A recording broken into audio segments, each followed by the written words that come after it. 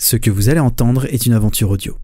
Pour une meilleure immersion, on vous conseille d'utiliser un casque.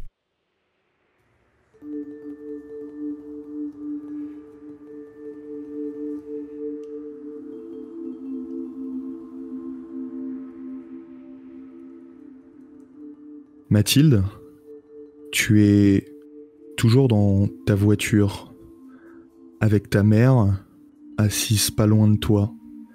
Ça fait maintenant une bonne demi-heure que les 4 sont partis, retournés à la cabane. T'es face au volant, moteur éteint, phare éteint, ton fusil juste à côté de toi à portée. Et t'attends. T'as tes yeux qui sont peu à peu habitués à l'obscurité. T'observes tout autour de toi. Tu vois les arbres autour qui bougent avec le vent. Une pluie fine qui est revenue, qui s'écrase mollement sur le pare-brise. Il commence à faire froid dans la voiture. T'entends ta mère grelotter, claquer des dents. Je me retourne vers elle et je la regarde. Elle a l'air vraiment d'avoir froid. Elle est en position un peu fœtale. Oui, un petit peu. Puis elle a les yeux perdus dans le vague. Je tends ma main pour attraper la sienne, pour voir s'il s'agit bien du froid, pas de la peur. Ses mains sont gelées. Ok. Maman, Tu restes là, je reviens, je vais chercher une couverture. On en a dans le coffre, d'accord ? Et j'attends pas sa réponse et j'ouvre doucement la portière. Ok. Tu te tournes vers la poignée de la portière, donc sur la gauche. Tu commences à la saisir et au moment où t'allais la tirer pour ouvrir la porte, t'entends un choc contre la tôle, et puis quelqu'un qui a l'air de tambouriner sur la vitre à gauche. Tu vois une silhouette qui tambourine. Madame, Madame, ouvrez s'il vous plaît, je vous vois. Hein. J'ai besoin d'aide. Vous êtes qui, vous... Je m'appelle Eric, je me suis fait agresser un peu plus tôt sur la route. Je conduisais mon camion avec 2 amis et on s'est fait fusiller. Je suis désolée, je vous connais pas. Je vais pas ouvrir, je vous connais pas. Vous pouvez pas rester là. Mais sans vous, je vais me faire rattraper et je vais me faire juste buter. Allez vous cacher. Tu vois la buée qui commence à apparaître sur les vitres de ta voiture, Mathilde. À l'extérieur, cet homme qui a l'air complètement paniqué. Tu le vois en train de gigoter, il est complètement perdu. J'essaie de regarder ses mains pour voir s'il a pas quelque chose dans les mains ou au niveau des poches. Tu regardes ses mains, tu distingues assez mal, tu vois effectivement une forme. T'imagines que c'est un flingue, mais t'es pas trop sûr. J'ai juste le regard qui descend au niveau de ce que je pense être un flingue. J'ai mes yeux qui font un aller-retour entre son visage et la forme. Toi, Eric, que fais-tu ? Je considère le fait d'abandonner l'idée de rentrer dans cette voiture ou de m'échapper avec le véhicule. Donc je vais sûrement lever la tête et me perdre dans mon environnement, essayer de voir s'il n'y a pas un passage à travers les arbres peut-être. Je vais faire un pas de côté, puis je vais revenir à la voiture. En fait, je vais pas savoir quoi faire. Ok. Tu le vois, Mathilde, cette fois-ci s'écarter de la voiture. Il commence à faire 2 pas en avant et puis il se retourne, il revient, il part sur la droite puis la gauche et puis il se rapproche à nouveau de ta portière. Il est complètement désorienté. S'il vous plaît, madame, mademoiselle, j'ai vraiment besoin de vous là. Qu'est-ce que vous avez dans la main ? J'ai une arme. Et vous pensez que je vais vous laisser monter?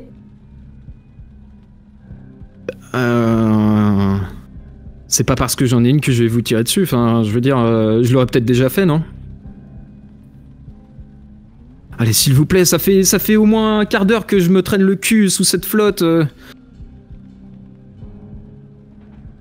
Je regarde, je jette un coup d'œil en direction de la route, là où les autres sont partis. Juste avec l'espoir de les voir revenir à ce moment-là. Tu jettes un regard, mais t'as peu de visibilité. Enfin, t'as la départementale face à toi, mais t'arrives pas à bien voir. Enfin, tu vois pas suffisamment loin. Tu sais que derrière la station-service, etc., enfin, un peu plus loin, il y a le rond-point, mais tu vois vraiment pas assez. Et puis il fait nuit noire. Justement, dans cette direction, pendant que tu tournes la tête, vous entendez tous les deux un bruit de moteur qui a l'air de se rapprocher. Vous apercevez un petit peu de lumière, un halo de lumière, justement dans la direction de cette station-service et de ce rond-point. Toi, Eric, tu sais que juste avant, il y a eu l'accident, puis la fusillade, et tes assaillants étaient justement en voiture, enfin en camionnette. Putain, c'est peut-être eux. S'il vous plaît, madame, je vous en prie. Même vous devez partir. Je veux dire, s'ils m'ont agressé moi...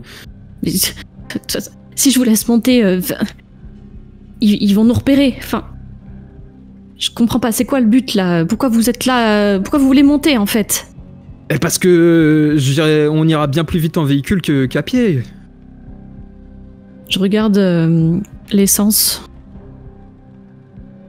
Je mets juste le contact, tu vois, pour voir tu mets le le niveau d'essence. Tu as le tableau de bord qui s'illumine. Toi, Eric, à l'extérieur, tu distingues beaucoup mieux derrière la buée la femme. Et tu vois qu'à l'arrière, il y a aussi une autre personne.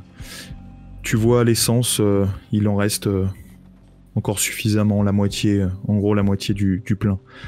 Le bruit de moteur se rapproche. Cette fois-ci, vous l'entendez distinctement. Merde. J'appuie sur le bouton et j'ouvre les portières. Montez! Putain, merci. Et j'ouvre précipitamment la portière qui s'offre à moi et je rentre. Ok. Ta mère, elle était à l'arrière, hein, c'est ça? Oui. Ok, donc du coup, t'as contourné la voiture, Eric, et t'es passé au niveau de la place avant. Le bruit de moteur se fait de plus en plus intense. Que faites-vous? Juste pour situer, on s'était mis sur le côté de la route, mais on n'est pas non plus méga caché parce que la fusillade était quand même un peu plus loin. Oui. Donc je suppose que la voiture reste visible depuis la route. Pas énormément, faut quand même regarder. Mais oui, en soi, tu peux voir la voiture, ouais. Vous n'êtes pas enfoncé suffisamment dans le chemin de terre. Ok. Je mets le contact et je roule, je prends la départementale. Pour ça, il faut faire demi-tour. Tu sais, puisque vous êtes rentré dans ce chemin de terre depuis la départementale. Donc tu dois faire demi-tour pour y retourner. Donc tu commences à aborder ce demi-tour. Les quatre, Arnaud, Jules, Léon et Bruno, vous êtes à la cabane. Toi, Bruno, t'es resté à l'extérieur. Les trois autres, vous êtes rentrés. Vous avez retrouvé vos familles. À l'intérieur, il y a une chaleur réconfortante et puis tout le monde semble vous accueillir avec un sourire. Que faites-vous? Moi, dehors, j'ai le fusil en main. Je suis accroupi près d'un arbre et tous les sens alertes au cas où il y a quelque chose qui aille pas dans la maison, des intrus dehors. Bref, je suis comme si j'étais en train de chasser. S'il y a la moindre bougie d'allumer, une lanterne, quelque chose, j'éteins tout et je demande à nos familles qui sont présentes dans la cabane de faire silence. Que tu vas éteindre les quelques bougies. Il y a aussi le poêle à bois qui en soi peut dégager quand même une certaine lumière. Il fait vraiment très froid dehors. Bah, je laisse le clairement, poil. on est en dessous des 0. Non, je laisse le poil. Ok. T'éteins tout, en tout cas tu limites la luminosité. Tu te dis que ça doit être suffisant. Si évidemment t'es à 20 mètres de la cabane, tu la verras, mais normalement de plus loin, avec les arbres. Tu penses, c'est ton interprétation, tu te dis y a pas de raison qu'on voit. Moi, je vais directement essayer de me rapprocher de mon père. Là même, je vais le suivre. Vous allez dans la chambre où votre père se reposait la dernière fois que vous l'avez vu. Et vous le retrouvez dans ce lit, avec toujours les draps humides qui semblent collants. Son front perle de sueur. Il a l'air de respirer difficilement. Putain, mais il faut faire quoi là pour que ça aille mieux? On lui a donné des médocs, non? Mais on lui a donné tout ce qu'il fallait. Mathilde était formelle. Normalement, ça doit tout régler. Je comprends pas. Peut-être qu'il lui faut juste plus de temps. Je laisse un petit peu de temps ma main sur son front. Voir s'il a de la fièvre. Et si oui, beaucoup. Ou pas. Oui, tu sens qu'il y a de la fièvre. D'abord, quand tu poses ta main, la première sensation, c'est l'humidité de son front. Et puis après, la chaleur. Effectivement, son front est toujours brûlant. Bon, bouge pas, je vais aller lui prendre une serviette mouillée. Et du coup, je vais tremper un torchon, une serviette pour lui mettre sur le front. Ok. Pendant ce temps-là, je reste à son chevet et je lui caresse la main pour voir des réactions. Il est encore... il est conscient ou il est endormi là? Là, il est endormi. Il a pas réagi. Tu lui caresses la main. T'entends vraiment sa respiration qui est difficile, qui est lente. Ça fait un souffle quand il inspire.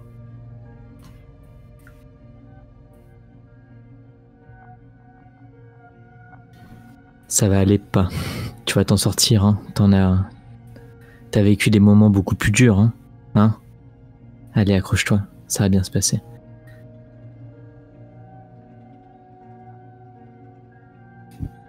Pas de réponse. Et je reste silencieux, j'attends que Léon revienne.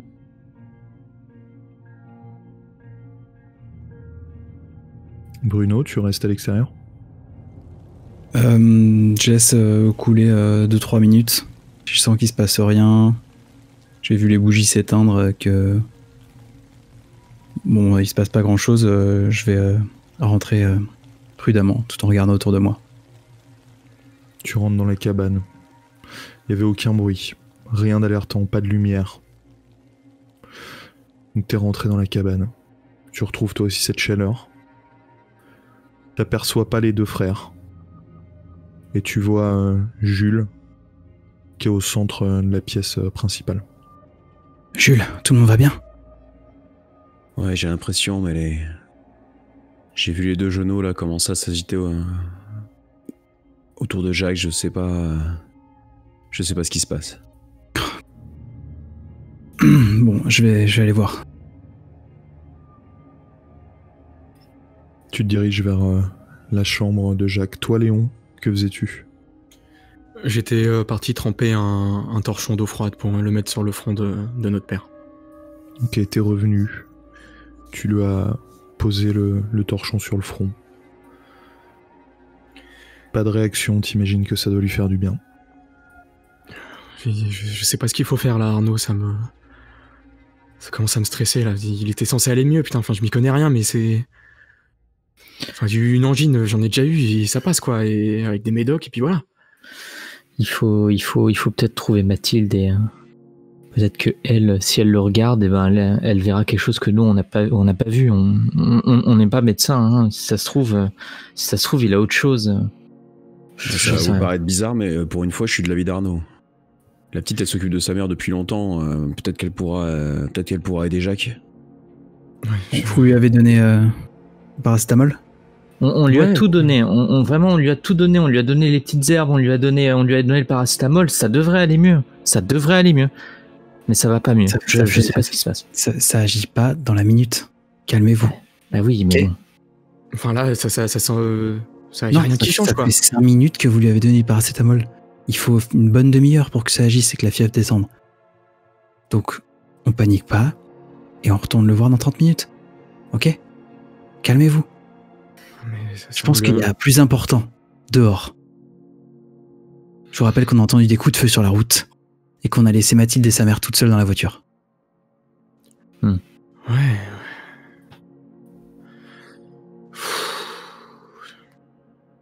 Qu'est-ce qu'on fait, capitaine? Bah, on part la chercher comme on l'avait prévu.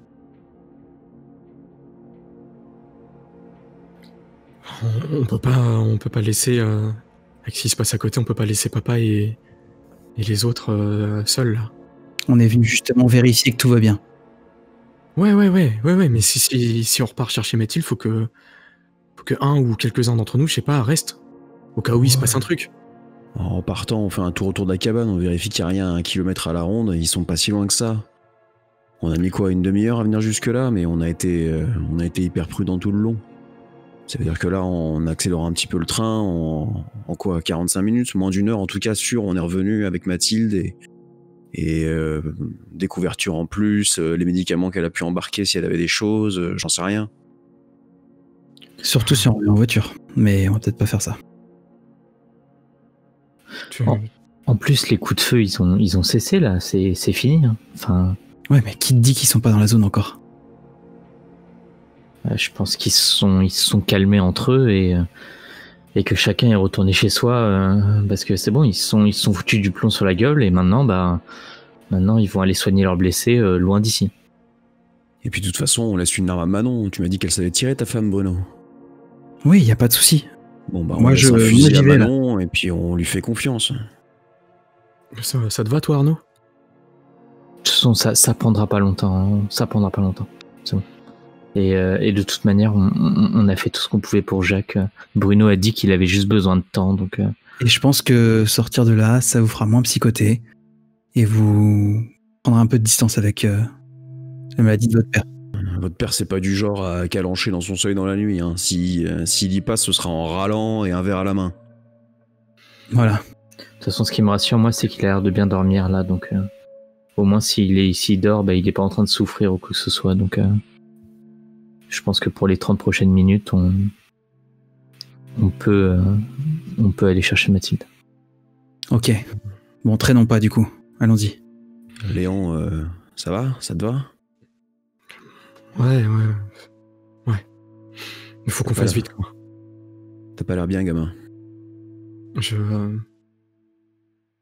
Je pourrais pas, moi, s'il part. Écoute, Je- on y je- va, je je te pourrais promets pas. que ça va bien se passer. Ok? Tu m'entends? Ouais. Fais-moi confiance, hein. On va y aller, on va faire vite, et puis on va tout faire pour que le vieux Jack il aille mieux, ok? Ouais, Allez, ok. c'est bien mon gars. Reprends-toi. Il en a vu d'autres et là, il est juste en train de dormir paisiblement. Là, c'est ça va aller. De toute manière, on a fait tout ce qu'on pouvait faire, Léon. Non, mais ok. Vraiment, ok. on a tout fait. C'est bon, ok, on y va, on fait vite et on revient ici. Ok, c'est bon. Léon, si tu te sens pas bien, tu peux rester ici, y a pas de souci. C'est bon, les gars, c'est bon. J'ai juste qu'une peur, c'est que dehors, il y ait des gens qui nous veulent du mal. Ok? Donc, si on sort, faut qu'on soit à 100% de nos capacités. Ouais, je suis avec vous, comme depuis Comme le sur le début. bateau, ok? Ouais, capitaine, ouais. Alors on y va. On y va. C'est donc décidé. Vous quittez la cabane pour retrouver Mathilde et sa mère. Eric, Mathilde, vous êtes donc dans la voiture. Mathilde, t'as démarré pour faire un demi-tour, pour rejoindre la départementale. T'appuies fort sur l'accélérateur, peut-être trop fort. Tes pneus tournent dans le vide. Tu sens que ça racle au niveau de la terre, au niveau de la boue. T'as réussi à avancer que d'1 mètre ou 2. Et là, visiblement, t'es bloqué. T'entends ton moteur rugir. Vous avez l'impression que ça fait un bruit, mais gigantesque. Vous avez l'impression que la terre entière est en train de vous entendre. Et vous voyez ces phares qui se rapprochent de plus en plus du chemin dans lequel vous êtes. Sortons, abandonnons la voiture peut-être. Je peux pas, il y a ma mère derrière, je peux pas abandonner la voiture. Mais on se met tous à l'abri dans la forêt ou j'en sais rien, mais vous devez partir. Ils vont pas vous faire. Ils vont pas être tendres avec vous. Hein. Je réessaye. Enfin, je sais pas si la voiture s'est éteinte, mais j'essaye de continuer d'avancer. T'essaies de continuer d'avancer. Toi, Eric, t'entends ce moteur qui crache tout ce qu'il a. Ça fait de plus en plus de bruit, les pneus qui tournent dans le vide. Mathilde, tu t'énerves sur l'accélérateur. À l'arrière, ta mère qui regarde toujours dans le vide. Allez. Oh putain. Je vais sortir de la voiture et je vais essayer de pousser au cul, même si, vu le calibre de la voiture, je vais peut-être pas faire grand-chose. Ok, tu sors de la voiture. T'ouvres la porte. Tu poses les pieds dans la gadoue et tu te diriges vers l'arrière de la voiture. Tu vois les pneus qui tournent. Pourtant, ça a l'air d'être une bagnole tout-terrain, tu comprends pas, mais les pneus arrivent pas à accrocher. T'as l'impression qu'il y a la gadoue qui s'est infiltrée dans toutes les rainures des roues. Ça adhère pas. Les pneus tournent. T'essayes de pousser comme tu peux. Pourtant, t'es un gars plutôt fort, plutôt bien bâti. T'essayes de faire ce que tu peux, mais rien n'y fait. La voiture ne démarre pas. Du coup, j'essaie de l'aider en descendant aussi, en poussant la voiture, en fait, juste pour essayer de la sortir peut-être d'un creux ou... Tu sors. Le moteur est donc toujours allumé. Les phares aussi. Tu sors à l'extérieur et tu vois, t'es complètement embourbé. La voiture au loin, visiblement, s'est arrêtée. Vous entendez pas de bruit, vous entendez plus de bruit de moteur. Vous voyez plus de phares. Normalement, ils auraient dû déjà être à votre niveau depuis quelques temps. Vous êtes donc à l'extérieur de la voiture. Et vous savez pas quoi faire. J'essaie de regarder, du coup, tu dis qu'elle est embourbée, donc j'essaie de voir si c'est plutôt dans la boue, s'il y a un creux dans la route. Si c'est dans la boue, je peux peut-être essayer de creuser un peu pour la dégager. T'as un creux dans la route, si tu veux, tu vois, c'est le genre de sorte de tranchée, tu vois, qui se creuse dans ce genre de chemin. Sauf que là, c'est complètement boueux et tes pneus sont pris dedans.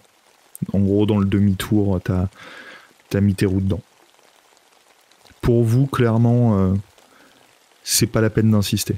Vous la sortirez pas de là, sauf avec une dépanneuse. Ok. Je vous en conjure, madame. Il faut qu'on abandonne cette voiture. On abandonne la voiture, mais tu vas à l'arrière, attrape dans le coffre, il y a des couvertures, attrape les couvertures. Ok, j'y vais. Du coup, j'attrape le fusil et je passe à l'arrière pour faire descendre ma mère. T'attrapes le fusil. Tu saisis le fusil par le métal froid. Tu le prends d'un coup et puis directement tu te diriges à l'arrière de la voiture. Tu saisis le bras de ta mère et t'essaies de la faire sortir. Tu vois, elle comprend pas, elle a pas envie de descendre. Elle marmonne un peu, elle se retient un peu à la banquette arrière. T'as beaucoup de mal à la faire sortir. Toi, Eric, clairement, tu sais qu'ils étaient en train de te chasser, les gars. Et d'après toi, ils se sont arrêtés pas loin. Ils vont être sur vous d'une minute à l'autre, s'ils viennent à pied. Ok, je vais récupérer donc les affaires qu'elle m'a demandé. Je vais suivre ses instructions.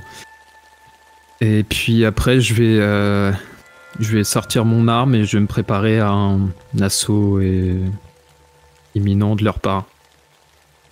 Ok, t'as quoi comme arme sur toi? J'ai un petit pistolet assez simple, facile à se procurer. Qui est pas très puissant, mais qui fait le job. T'as ouvert le coffre, tu prends les quelques affaires. Tu as bien en main ton flingue. T'es sur le qui-vive. Toi, Mathilde, t'es toujours en train de lutter avec ta mère. Maman, viens, il faut y aller maintenant. Viens, on descend. Il faut sortir de la voiture, suis-moi. Du coup, je la tire un peu, j'essaie la moitié de la porter, enfin, tu vois, Ok. Tu la tires. Toi, Eric, derrière, t'es en train de regarder partout, là. Tu commences, tu sens une chaleur monter jusque dans ton cerveau, tu sens de la sueur couler dans ton dos. Faut se barrer maintenant. Toi, Mathilde, tu réussis à tirer finalement ta mère. Elle descend difficilement de la voiture, qui est un peu surélevée. Et vous retrouvez tous les trois, les pieds dans l'herbe, dans la terre humide, avec la voiture qui illumine toujours loin devant elle, grâce à ses phares. Du coup, je vais confier ma mère à Eric. Et je vais retirer les clés de la voiture pour que, voilà, qu'au moins ils aient pas une voiture qu'ils puissent utiliser facilement. Donc je la garde avec moi, j'éteins les phares et je garde les clés. Ok, tu récupères les clés. Toi, Eric, tu la vois te laisser sa mère un peu vite et se diriger vers la place conducteur, se pencher et récupérer les clés. Même chose qu'un peu plus tôt. Je vais récupérer sa mère.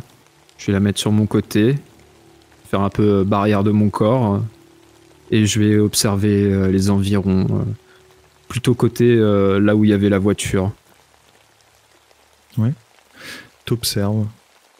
Donc vers la voiture, en gros c'est dans la direction toujours de la station-service, mais tu vois absolument rien. T'es vraiment dans le noir complet, et en plus de ça, les phares de la voiture t'ont rétréci les pupilles quelques minutes plus tôt.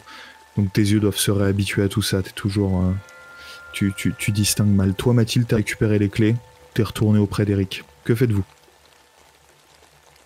J'observe les environs pour trouver un lieu qui pourrait faire office de cachette, des buissons, peu importe. Vous pouvez vous enfoncer toujours sur le chemin en terre, il y a des arbres et des buissons un peu partout. C'est par là que je l'entraîne. Est-ce que je sais ce qu'il y a au bout de ce chemin ? Oui, tu connais. Au bout de ce chemin, à 5 minutes à pied, un peu plus de 5 minutes après, vous arrivez à une carrière. Ok. Une énorme carrière. Je continue. De toute façon, il faut se cacher, donc je continue d'avancer sur le chemin et proche du bord du chemin pour pouvoir être un peu camouflé des buissons éventuels, des arbres, et pouvoir s'y accroupir si jamais il y a des gens qui nous rattrapent. Vous progressez comme vous pouvez, vous glissez un petit peu sur ce sol. Ta mère, elle, avance très lentement. Elle a du mal à se déplacer dans ce froid. Et en même temps, tu sens qu'elle comprend pas la situation, qu'elle refuse un petit peu d'avancer. Tu réussis à la tirer un petit peu, toi aussi, Eric, t'aide. Mais vous avancez vraiment très très lentement. Et vous apercevez derrière vous un faisceau de lumière qui passe à travers certains arbres, qui vous vise pas là directement, vous voyez juste ce faisceau passer. Putain, c'est vous. On se cache. Là, par là. Ok. Vous avancez donc sur le chemin, vous vous collez aux arbres ? Ouais, et du coup, quand j'ai dit on se cache, je cherche un endroit, des buissons, des arbres, où on pourrait vraiment se cacher et y rester un moment. Tu trouves effectivement quelques buissons. Par contre, il reste un moment pour toi, ça semble pas être une bonne option. Ils ont l'air d'avoir plusieurs lampes torches. Vous voyez plusieurs faisceaux qui balayent le sol un petit peu plus loin. Et là, dans votre buisson, s'ils cherchent un peu, ils vont vous trouver aisément. Donc en tout cas, vous vous mettez à couvert pour le moment. Arnaud, Bruno, Léon, Jules, vous êtes donc partis de votre cabane il y a déjà quelques minutes. Quel chemin empruntez-vous ? Du coup, le but c'est de reprendre le chemin en sens inverse Bon, on évite la route. Au cas où ils y soient encore. Tout va dépendre de si on entend quelque chose ou pas. Si on n'entend rien, peut-être qu'on peut prendre le chemin le plus direct. Ok, bon, on se rapproche doucement de la route alors. Vous retournez donc sur la départementale 13 ? Ouais. Ok, donc vous reprenez le même chemin, j'imagine, globalement que d'habitude, hein, qui descend directement depuis votre cabane jusqu'à la départementale, pour ensuite aller tout droit sur la départementale jusqu'au rond-point. C'est ça que vous comptez faire ? En gros, c'est ouais, quand si on remonte la route, on ira plus vite qu'à travers les bois, quoi. Face à vous, le goudron luisant. Et un petit peu plus haut, sur votre gauche, vous apercevez une camionnette fumante qui visiblement a été arrêtée net par un arbre énorme. Putain, vous voyez là-bas ? C'était là-bas la fusillade, tu crois? Je sais pas, mais ouais, normalement ça venait de ce coin. Bon. On va peut-être contourner, non? Non, faut aller voir s'il reste On un mec avance. là-dedans. En avance, on passe devant. J'arme mon fusil et j'avance. On peut pas laisser quelqu'un de blessé s'ils prennent nos familles, quoi. Ouais. Vous avancez vers la camionnette. Vous marchez sur la départementale. Il fait toujours nuit noire. Vous voyez, c'est une camionnette blanche avec les portières arrière ouvertes. Vous voyez le moteur qui fume. Un pneu qui semble complètement éclaté. Vous allez jusqu'où? Je vois à l'intérieur ou pas de la camionnette? Non, pas là où t'es. Vous arrivez par l'arrière en gros. Et les portes sont ouvertes, vers nous donc. Les portières arrière, oui. Ouais. C'est de... Ouais, de chargement quoi. Bah je me rapproche. Moi je m'arrête pas, hein. Je veux faire vite. Tu te rapproches donc de la camionnette. Les trois autres, vous le voyez décider. Est-ce que vous faites pareil? Moi j'emboîte le pas, mon capitaine. Ouais, pareil. Mais je vais rester un petit peu tout seul derrière et au bout d'un moment je vais prendre peur et je vais les suivre. Ok.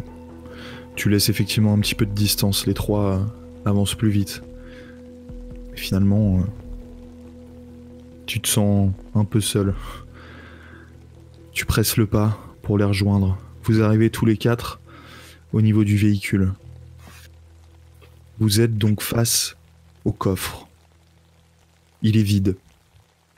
Vous imaginez qu'il devait y avoir des choses dedans. Là, il est complètement vide. J'enchaîne, je fais le tour pour aller vers la cabine du conducteur. Tu fais le tour. Cabine du conducteur. Tu regardes. Personne. Mais t'aperçois une silhouette sur la place passager. La porte est fermée. Je l'ouvre. Ok. Tu l'ouvres. Elle résiste pas. Dans un grincement, tu la tires. La camionnette est légèrement penchée dans le fossé, hein, avec l'avant complètement enfoncé dans l'arbre.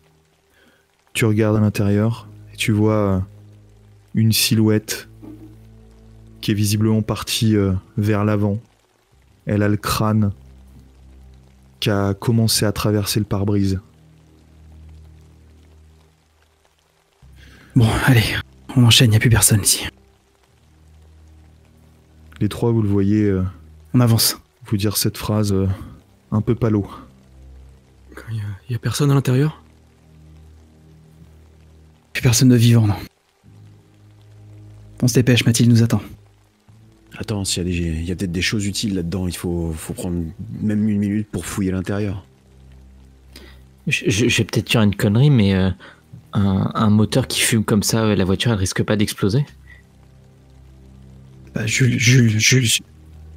Si c'est ici que ça a tiré, y a plus rien dans ce camion. Donc on avance. Moi, je suis plus d'avis qu'on suive Bruno et qu'on s'en aille. Hein. De toute façon, on cherche rien là. On veut juste retrouver Mathilde et ensuite on retourne à la cabane. Mais si ce gars-là il a l'arme sur lui, on serait peut-être content d'en avoir une de plus, non? Ok, Jules, va voir. Dépêche-toi. Et je fais 2 pas devant, j'avance devant la camionnette. Ok. Tu vas donc vers l'avant. Au-delà. Tu vois de plus près l'avant de la camionnette dans l'arbre. Ça, le moteur fume mais de moins en moins. Et tu vois donc juste ce crâne dépasser très légèrement du pare-brise. L'homme n'a même pas eu le luxe de passer complètement à travers. Il est resté bloqué. Toi, Jules, que fais-tu? Je fais le tour, j'ouvre la porte passager prudemment. Ok, tu fais le tour. Tu passes par l'arrière. Et en arrivant sur le flanc droit, tes pieds se heurtent à une sorte de forme molle au sol. Je décoche un shoot, vérifier. J'essaie de le retourner avec le pied, voir s'il est encore vivant. Tu tapes avec ton pied, t'essayes de le retourner. Finalement, t'y arrives. Tu vois un gars plutôt jeune, transpercé de balles. Un gars du village? Tu sais pas. Tu reconnais pas. Ok. Je le fouille rapidement. Tu le fouilles.